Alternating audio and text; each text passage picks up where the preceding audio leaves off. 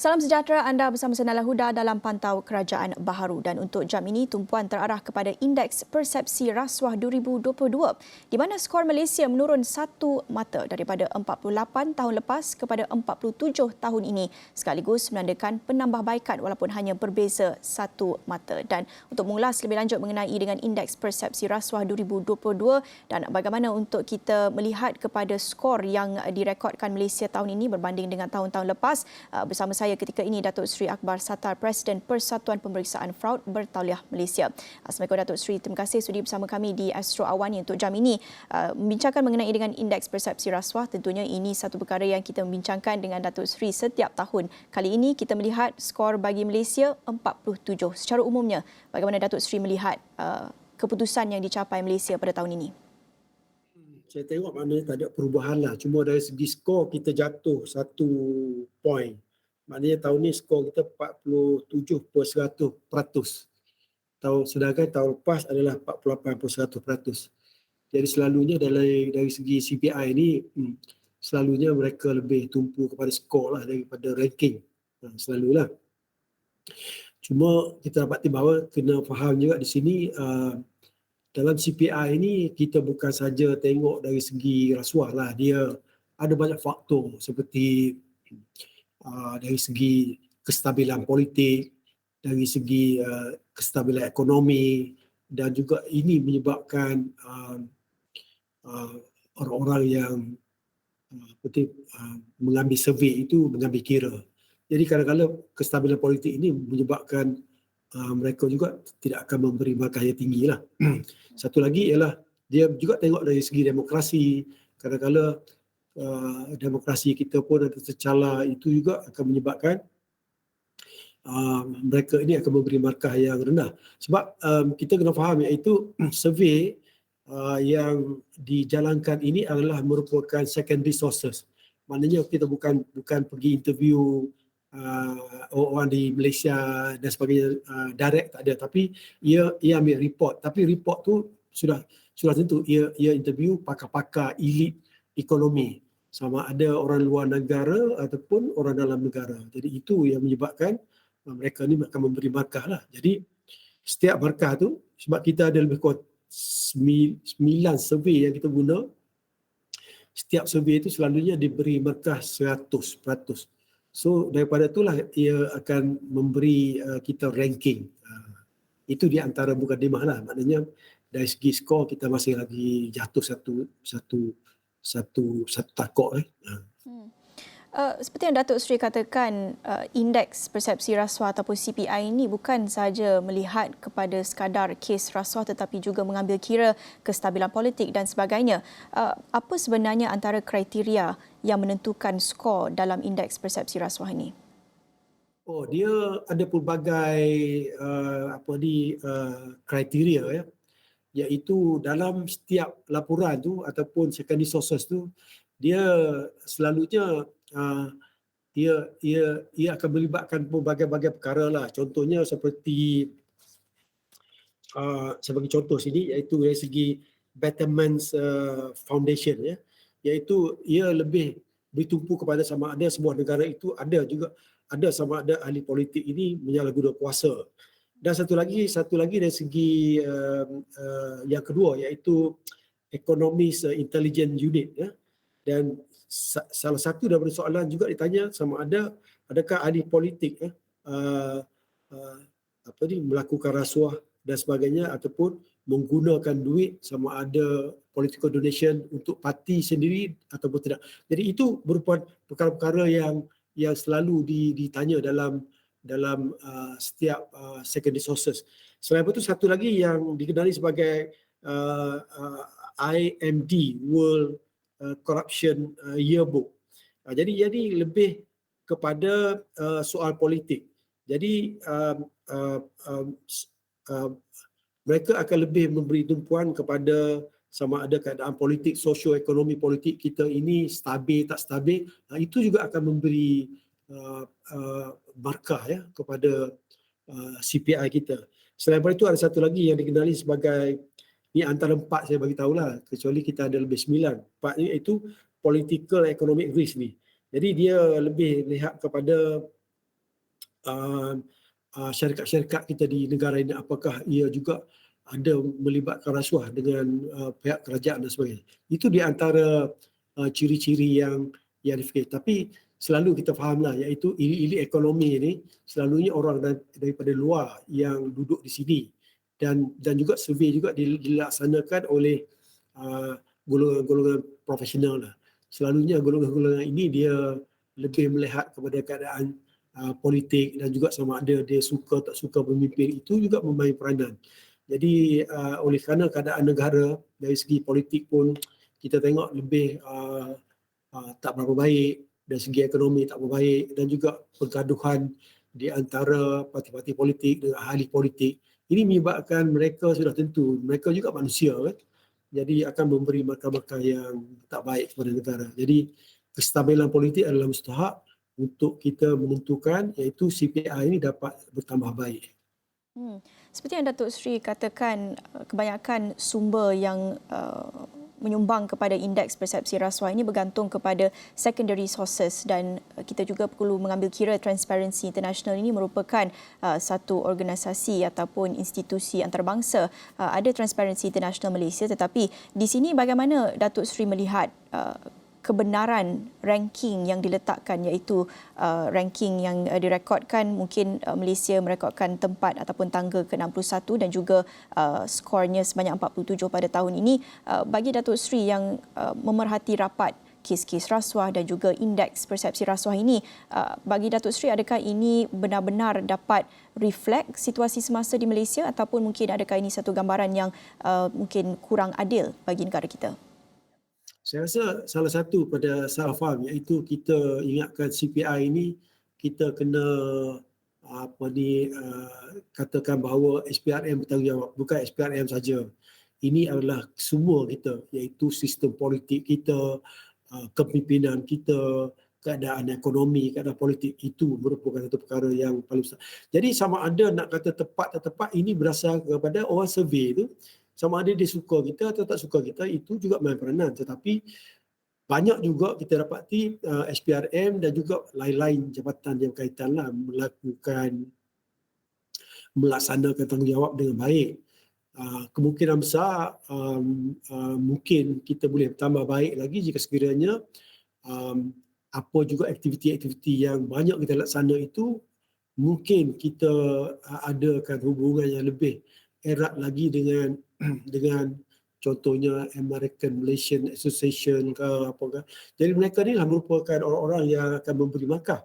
Sedangkan banyak aktiviti-aktiviti kita jalan, tetapi mungkin marketing kita mungkinlah kurang efektif kan. Itu di antara yang patut kita. Cuma satu lagi ialah kepimpinan. Kita dapati katalah pada tahun ini, oleh kerana kepimpinan baru ni, kita nampak macam terutama orang luar termasuk Amerika ataupun orang di Britain ataupun British dan sebagainya. Jadi mereka ni nampak gaya macam percaya bahawa pimpinan baru ini boleh memerangi rasuah, dan salah satu daripada objektifnya masa mula-mula jadi Perdana Menteri, selain daripada dikatakan untuk memastikan bahawa ekonomi kita akan tambah baik dan juga kos sara hidup. Jadi Perdana Menteri juga melihat kepada isu-isu rasuah untuk memastikan bahawa isu rasuah inilah merupakan segala-galanya ataupun sebagai ibu kepada masalah yang kita hadapi. Jadi ini kemungkinan besar boleh menarik dan juga memberi kefahaman, ataupun lebih tepat lagi mungkin kita dapati orang-orang yang akan melaksana survey ini percaya bahawa pimpinan baru ini boleh percaya boleh memerangi rasuah. Jadi itu kemungkinan besar boleh memperbaiki. Jadi peranan ketua ini mustahak, iaitu pastikan bahawa kita memerangi rasuah, tapi kita bukan terlibat dalam rasuah. Jika sekiranya pimpinan kita terlibat rasuah, sudah tentu orang yang nak buat survey ni sebagai manusia, buat survey mesti dia lihat, tengok tak ada apa pun. Yang kedua, orang-orang politik masih lagi bertengkar, masih lagi dikatakan terlibat dalam kegiatan politik, rasuah, salah guna kuasa, dan ini menyebabkan CPI kita akan terjejas lah. Datuk Seri, pada masa yang sama tentunya ranking yang kita lihat bukan saja tahun ini tetapi juga untuk tahun-tahun sebelum ini tidak memberi gambaran yang begitu baik bagi Malaysia. Dan kalau kita nak bincangkan dalam konteks program jam ini, program pantau kerajaan baharu ini tentunya memberi peluang kepada kerajaan ketika ini, tentunya bawah pimpinan Datuk Seri Anwar Ibrahim yang sebelum ini berulang kali berjanji untuk memerangi rasuah.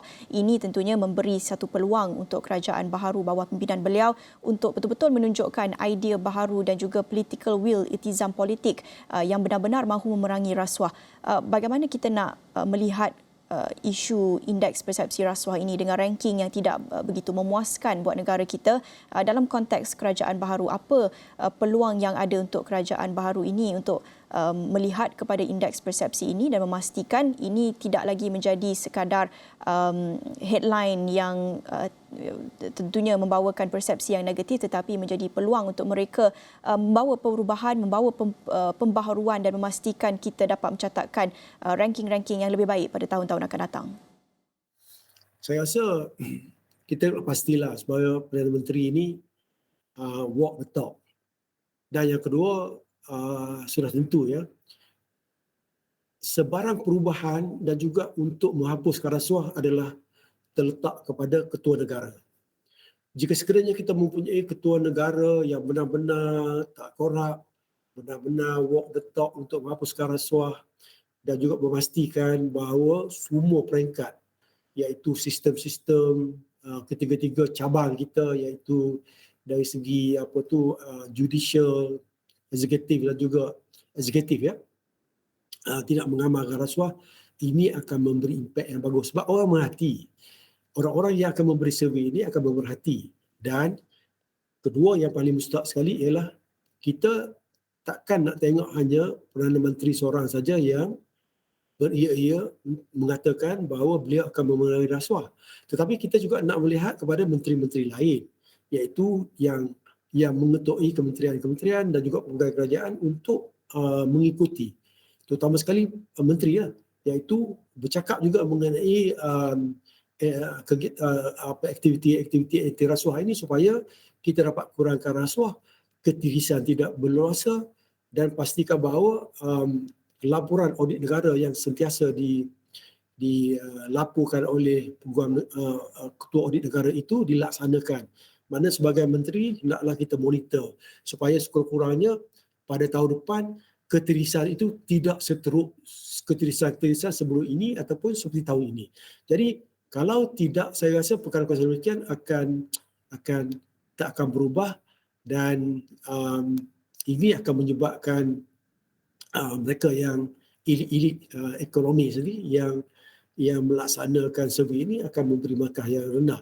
Jadi selain daripada itu, sudah tentu kita juga hendak pastikan bahawa kita sebagai ketua negara, kita bukan saja bersih tetapi dapat bersih. Ini mustahak kan. So apa yang kita kata hendaklah kita kata. Jangan dicalarkan dengan perkara-perkara yang boleh menyebabkan kita ni dikatakan hanya bercakap kosong mengenai kegiatan-kegiatan rasuah, tetapi pada praktiknya kita masih lagi mengamalkan sikap-sikap nepotisme dan sebagainya.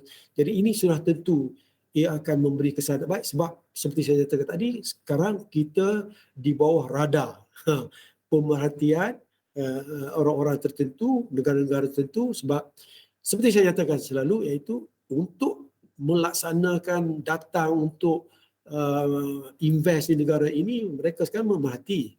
Jika sekiranya apa yang kita kata, kita cakap itu kita kata, maka ini akan memberi impak kepada negara, bukan saja boleh dapat mengurangkan rasuah, CPI akan bertambah baik, bahkan juga rakyat akan selesa kerana ketirisan akan berkurangan. Sebab kita kena faham bahawa ketirisan saja berlaku lebih kurang 60 dan rasuah berlaku lebih kurang 60 bilion setahun. Jadi jika sekiranya duit 60 bilion setahun boleh digunakan untuk pembangunan, bukan pembangunan lah, lebih baik bagi kepada rakyat, kerana rakyat ni mempunyai masalah ekonomi dan juga rakyat dan juga kebanyakan boleh dikatakan ada yang sangat tidak berduit dan sebagainya. Jadi itu akan memberi kesan yang lebih baik. Okay, banyak lagi yang kita nak bincangkan bersama dengan Datuk Seri Akbar Sattar, tapi itu saja masa yang kita ada. Tentunya kita akan ada banyak lagi peluang dan ruang untuk kita membincangkan mengenai dengan isu rasuah, tentunya dengan hasil ataupun keputusan Indeks Persepsi Rasuah 2022 mungkin bukan memuaskan, tetapi penting untuk kita meneruskan perbincangan dan dialog mengenai dengan ini dan apa lagi usaha yang diperlukan untuk kita memerangi gejala rasuah di negara ini. Terima kasih. Itu tadi Datuk Seri Akbar Sattar, Presiden Persatuan Pemeriksaan Fraud Bertaliah Malaysia, sudi bersama kami di Pantau Kerajaan Baharu untuk membincangkan mengenai dengan Indeks Persepsi Rasuah 2022 di mana Malaysia mencatatkan skor yang menurun satu mata daripada 48 tahun lepas jatuh kepada 47 tahun ini, tetapi tangga ataupun ranking yang direkodkan Malaysia itu jatuh ke tempat ke-61. Dan banyak lagi kita nak bincangkan dalam program ini, tapi kita akan berhenti seketika. Jangan ke mana-mana, kita akan kembali selepas ini.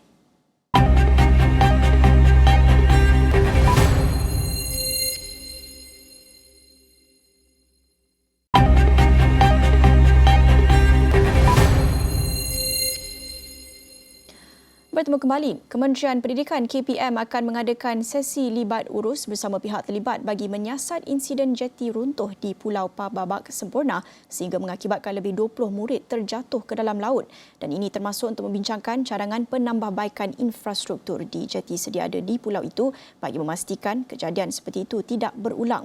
KPM dalam satu kenyataan pada Isnin berkata pihaknya telah meminta agar kerajaan tempatan menyediakan laluan alternatif yang lebih selamat untuk murid, ibu bapa dan guru ke sekolah.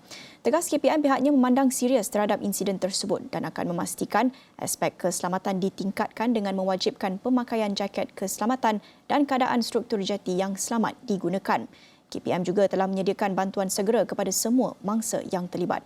Terdahulu tular sebuah video yang memaparkan beberapa guru turun menyelamatkan lebih 20 murid Sekolah Kebangsaan Pulau Pababak di Semporna daripada lemas apabila jeti di kampung pulau itu runtuh pada pagi Isnin. Rakaman memaparkan murid lengkap berpakaian sekolah terjatuh ke dalam laut. Makluman awal yang diperoleh dari Pejabat Pendidikan Daerah PPD Semporna mendapati insiden itu berlaku semasa murid sedang menaiki jeti untuk ke sekolah sekitar pukul 6.45 pagi. Dan akibat runtuhan itu, 2 murid cedera ringan manakala mangsa lain dilaporkan selamat.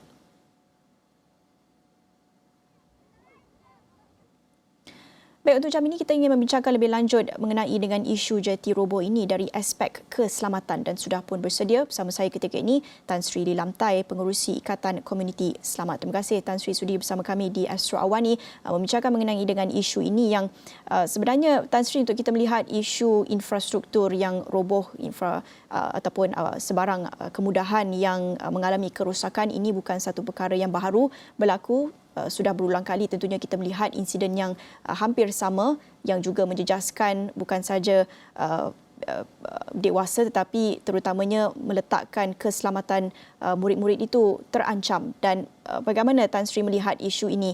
Tentunya kita nak membincangkan dalam konteks Pantau Kerajaan Baharu dan kita nak membincangkan juga dalam konteks peranan pihak berkuasa di sini. Ya, ini kita semua itu berasa amat sedih lah berkaitan dengan insiden yang berlaku ini baru-baru ini dan ia dengan jelasnya membuktikan bahawa soal keselamatan tidak diberikan perhatian yang berat oleh pihak yang berkuasa. Insiden seperti ini boleh sepatutnya dielakkan sekiranya semua infrastruktur yang digunakan oleh sesiapa, sama ada ialah murid sekolah ataupun orang ramai ataupun orang kampung, ini adalah perkara di mana pihak berkuasa sepatutnya membuat audit keselamatan berkaitan dengan segala ataupun semua infrastruktur yang digunakan. Kes ini ialah satu kes yang membabitkan satu jeti ini usang. Jeti yang sepatutnya lah ditambahbaikkan ataupun diganti dengan sebuah jeti yang baru. Tetapi memandangkan bahawa perkara ini tidak diadakan satu audit keselamatan. Jadi pihak ini berkuasa pun tidak mungkin tidak ini sedar bahawa jeti itu adalah dalam keadaan yang amat bahaya. Dan apabila insiden ini berlaku, jadi kita semua tahulah bahawa isu itu ialah isu tentang keselamatan.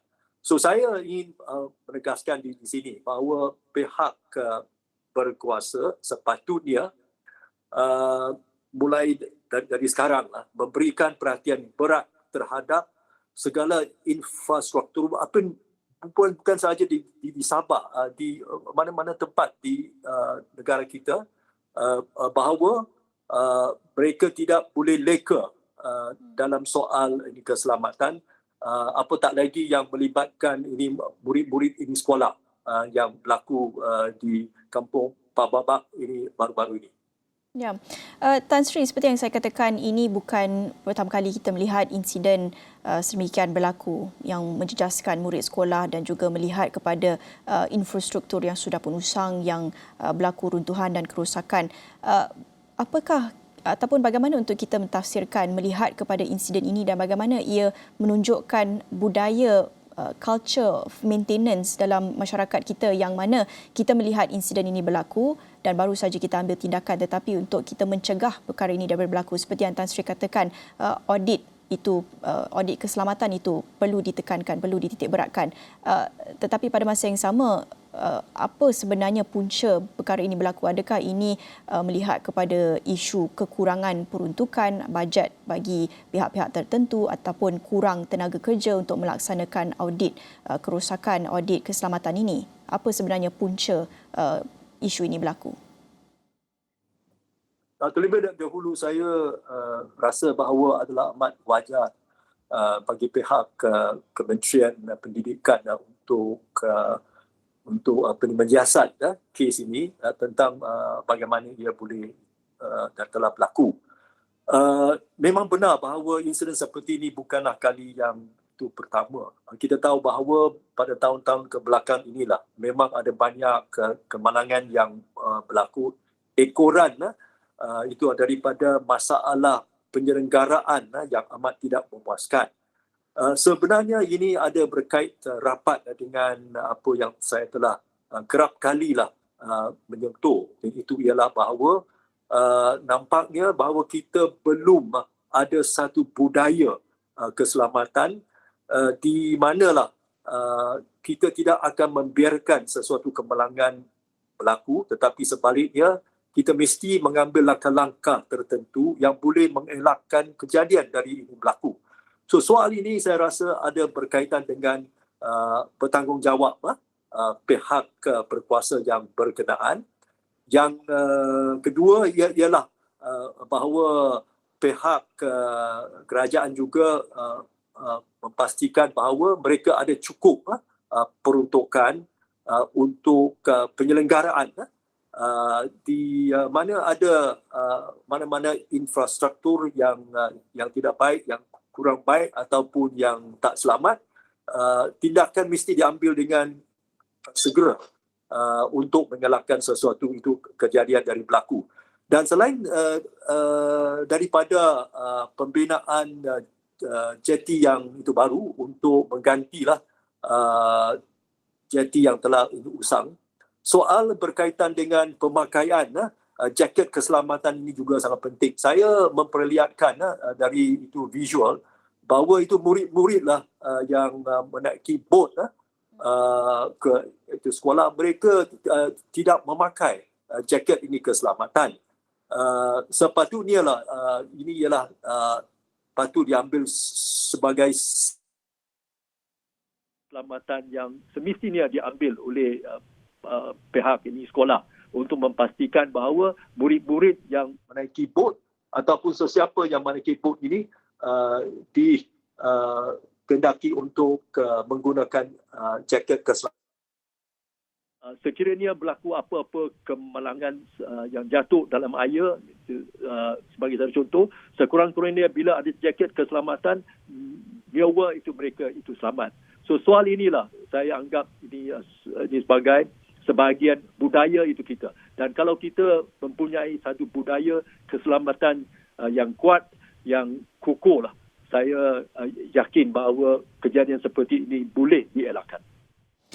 Ya, di sini Tan Sri saya kira kita melihat kepada dua aspek. Satu, aspek keselamatan infrastruktur buat semua yang tentunya setiap rakyat Malaysia berhak untuk mendapatkan infrastruktur yang selamat untuk digunakan. Tetapi satu lagi aspek adalah dari perspektif murid-murid itu sendiri, murid dan guru sekolah. Bukan pertama kali kita melihat murid perlu meletakkan nyawa mereka dalam risiko untuk mereka pergi ke sekolah. Sebelum ini kita melihat insiden murid terpaksa merentas menggunakan jambatan yang usang untuk pergi ke sekolah. Kali ini kita melihat jeti yang runtuh pula, yang roboh pula. Bagaimana untuk kita pastikan bukan saja aspek keselamatan untuk semua tetapi khususnya untuk murid sekolah, untuk mereka pergi ke sekolah, mereka tidak perlu nak merisikokan nyawa mereka. Bagaimana untuk kita tekankan lagi aspek keselamatan untuk murid sekolah? Ya, saya rasa ini ialah satu ini perkara yang sepatutnya diambil berat oleh pihak Kementerian Pendidikan. Dan ini salah satu program yang boleh dilaksanakan di semua sekolah ialah program OSH in School. OSH ialah OSH, Occupational Safety and Health, ataupun keselamatan kesihatan pekerjaan. Apa yang saya dipahamkan itu ialah bahawa pada suatu ketika memang ada program OSH di sekolah di mana program ini dibuat untuk menimbulkan